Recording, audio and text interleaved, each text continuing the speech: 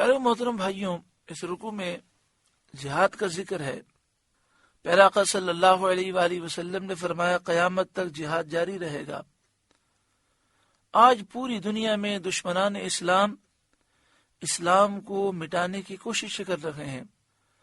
ہمیں چاہیے کہ ہم اپنی جان، اپنا مال، اپنی صلاحیتیں، اپنی تعلیم، سب چیزیں دین اسلام کی خدمت کے لیے پیش کریں اور ہر محاذ پر دین اسلام کا تحفظ کریں۔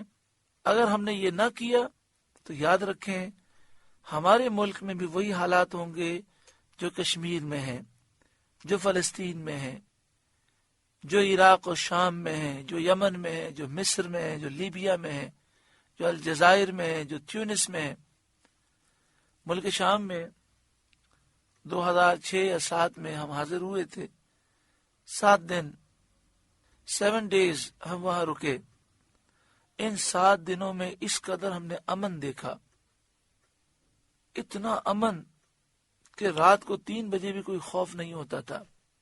مگر جب جذبہ جہاد سے وہ دور رہے، دشمن سازش کرتا رہا، وہ غفلت میں رہے، تو جب مسلم قوم غفلت میں رہے گی اور دشمن اپنی سازش کرتا رہے گا، جب سازش اپنے عروج پہ پہنچ جاتی ہے پھر ہم اٹھتے ہیں، لیکن پھر اٹھنے کا وقت نہیں ہوتا۔ تو اس رکوع میں ہمیں یہ تعلیم دی گئی وَجَاهِدُوا بِأَمْوَالِكُمْ وَأَنفُسِكُمْ فِي سَبِيلِ اللَّهِ، اللہ کی راہ میں جہاد کرو، اپنے مال کے ساتھ، اپنی جان کے ساتھ۔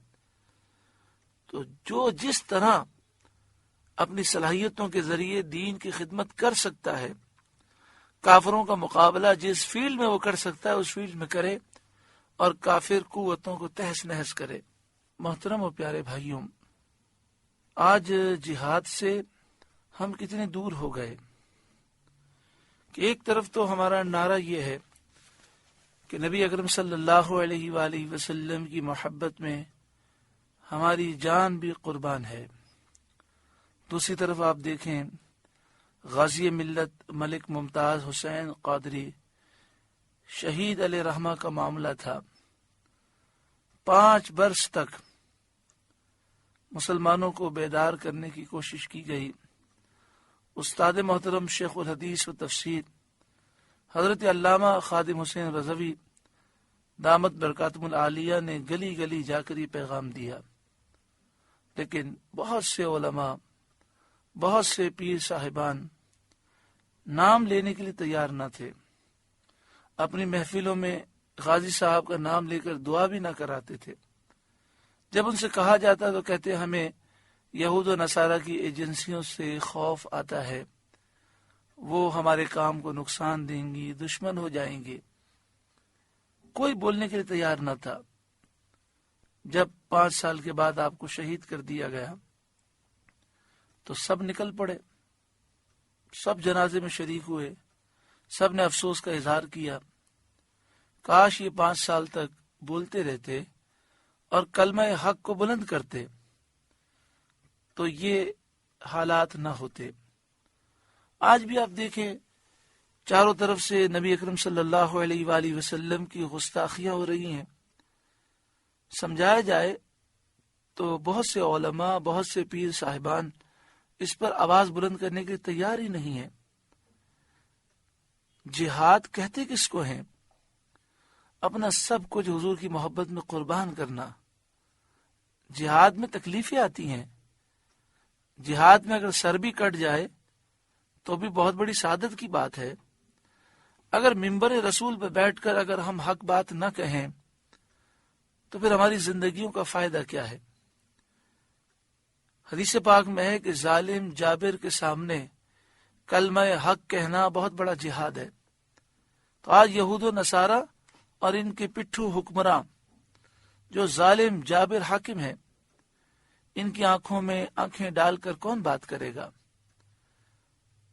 مدرسے کا راستہ بند کر دیا جائے، مسجد کی بجلی کاٹ دی جائے تو لوگ احتجاج کے لیے نکل پڑتے ہیں۔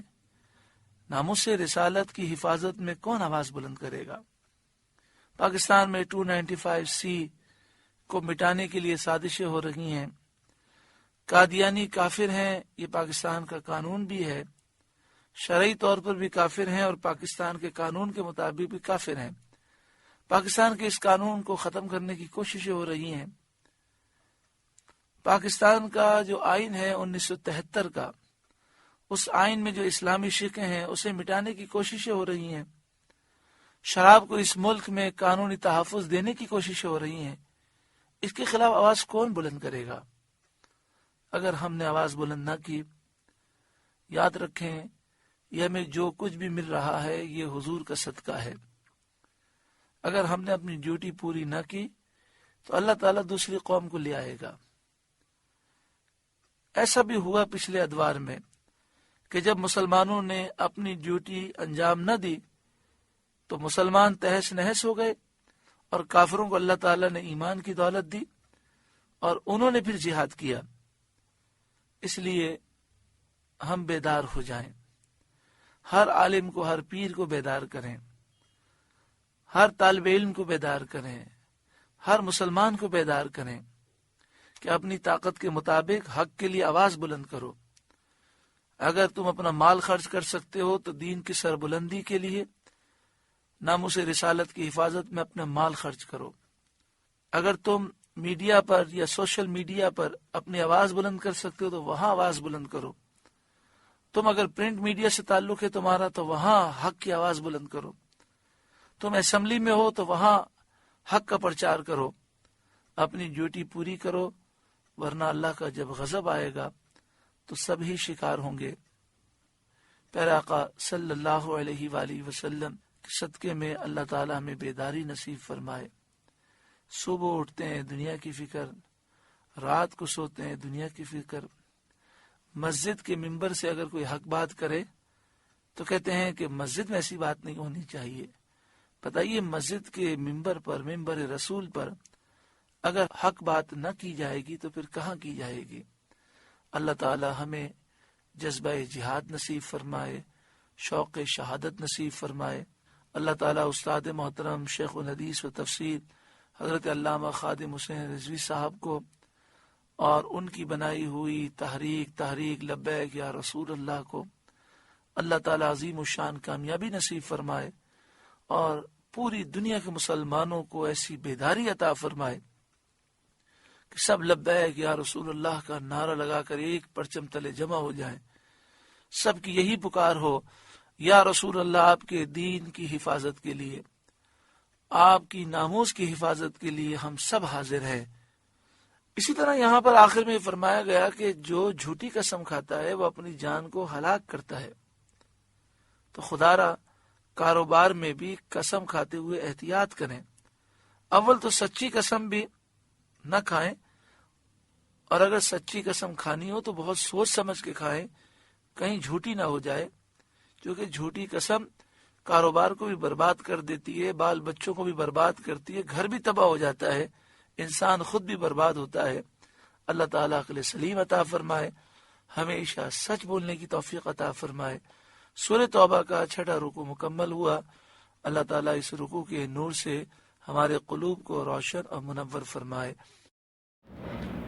آپ سے گزارش ہے کہ قرآن کے اس پیغام کو آگے پہنچا کر ثواب جاریہ حاصل کریں۔